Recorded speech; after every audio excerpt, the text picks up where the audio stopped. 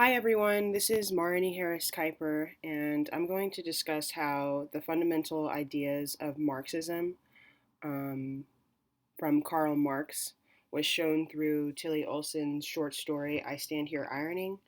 And I'm going to use three specific examples from my analysis to show these ideas of oppression, of socioeconomic status.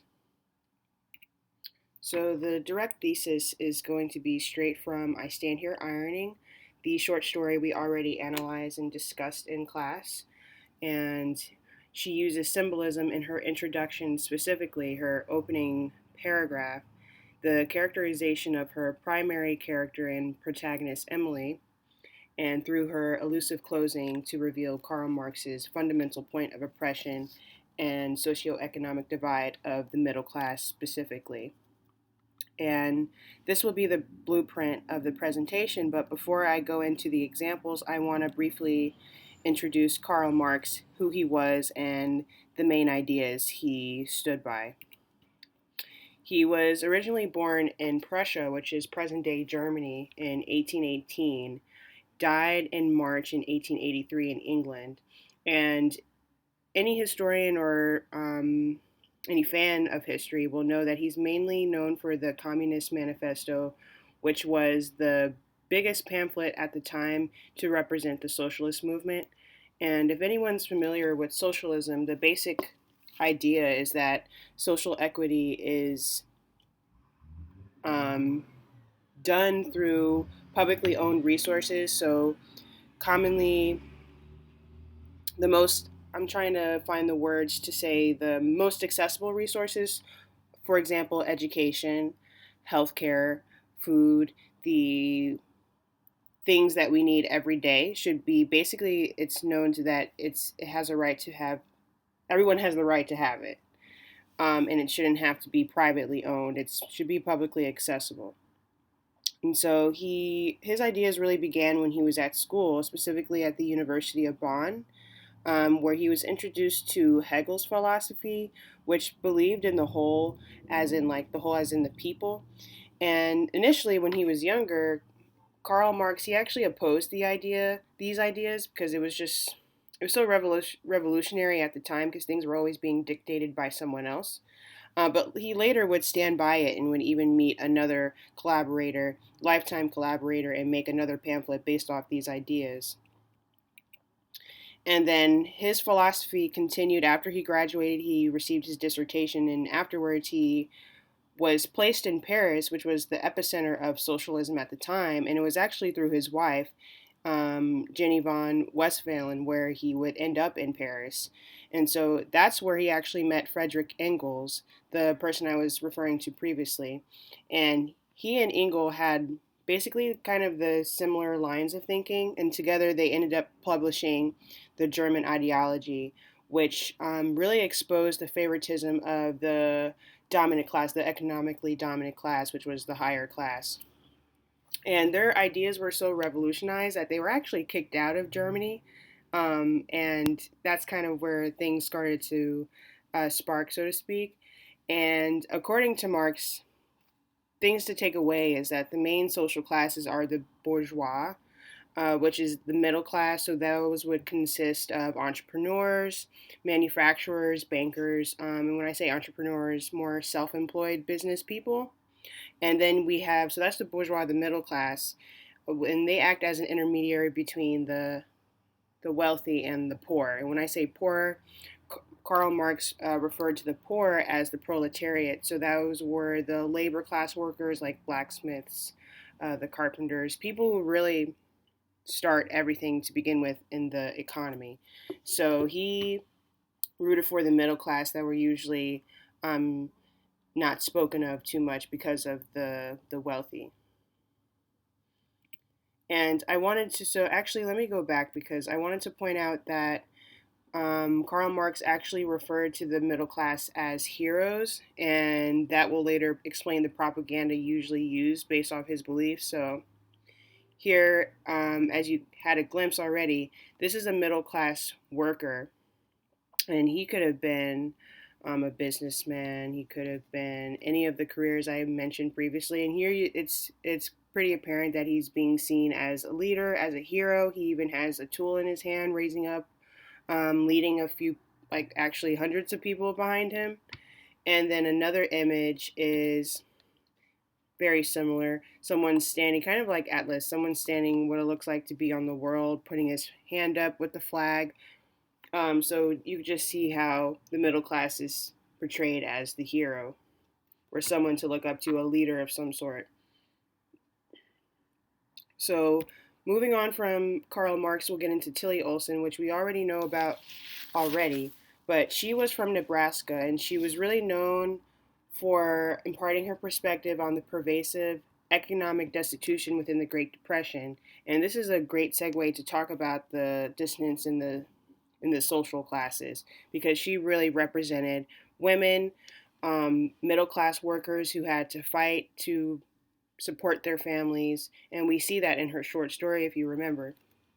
But specifically in her short story, she focuses mainly on the calamities of women, of minorities, and she ultimately ended up receiving renowned recognition from very well known academic fields. And through her rhetoric and her stories, we'll go into that later, but she uses imagery and symbolism to really capture the dissonance at the time, whether it be emotional, intellectual, or physical struggle.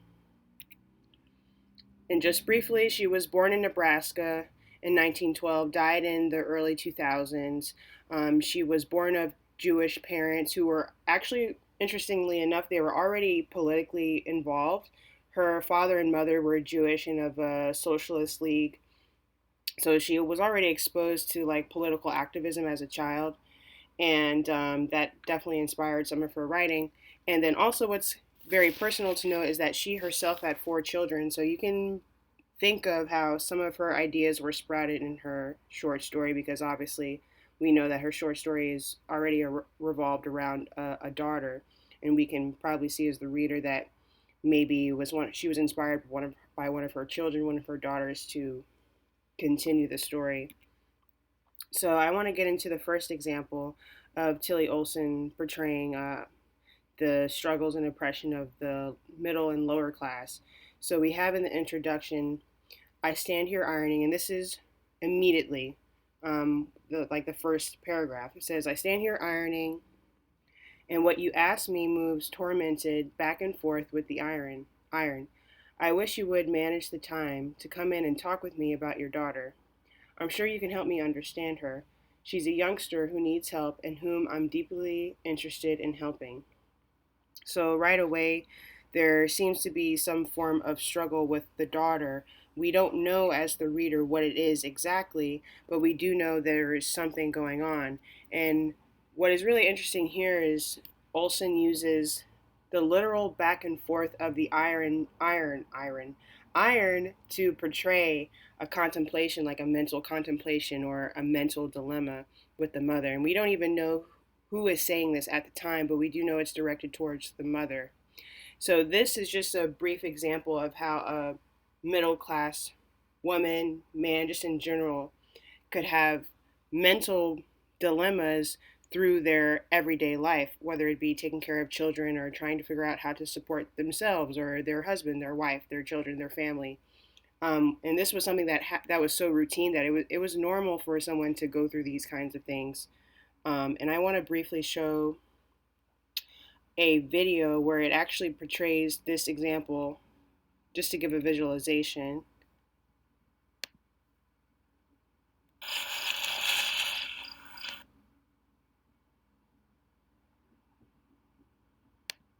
Mrs. Hanson, she's a youngster who needs help, and who I'm deeply interested in helping.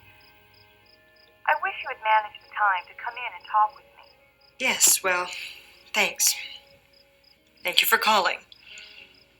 Goodbye.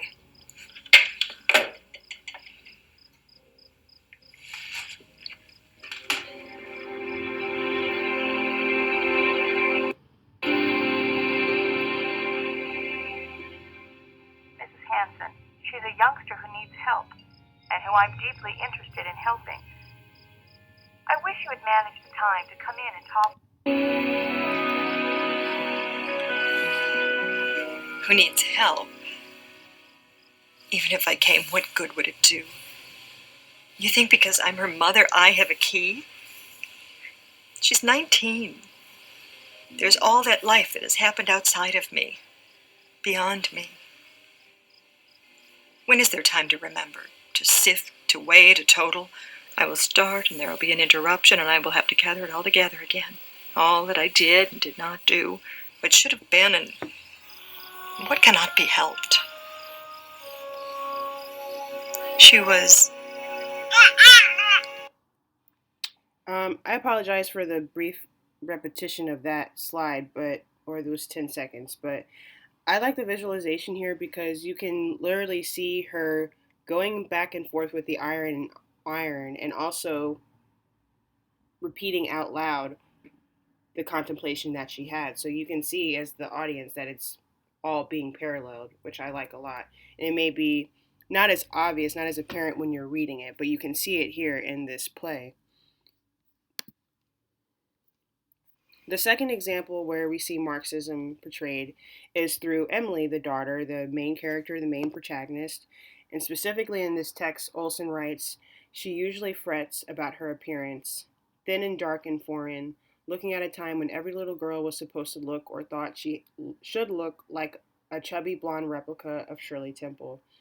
And this example is really kind of a secondary aftermath, I guess you would say, of the mental and emotional struggles of the middle and lower class because of the struggles they had to endure financially. It would carry on to the children, and that would show as lack of self-confidence, lack of self-efficacy, esteem, and lack of self-worth. And here, because of how hard it was as a mother to take care of her children, Emily wasn't able to grow up in an environment where she felt associated, welcomed, and validated and held in higher regard. So here we'll see in the next video exactly where this happens.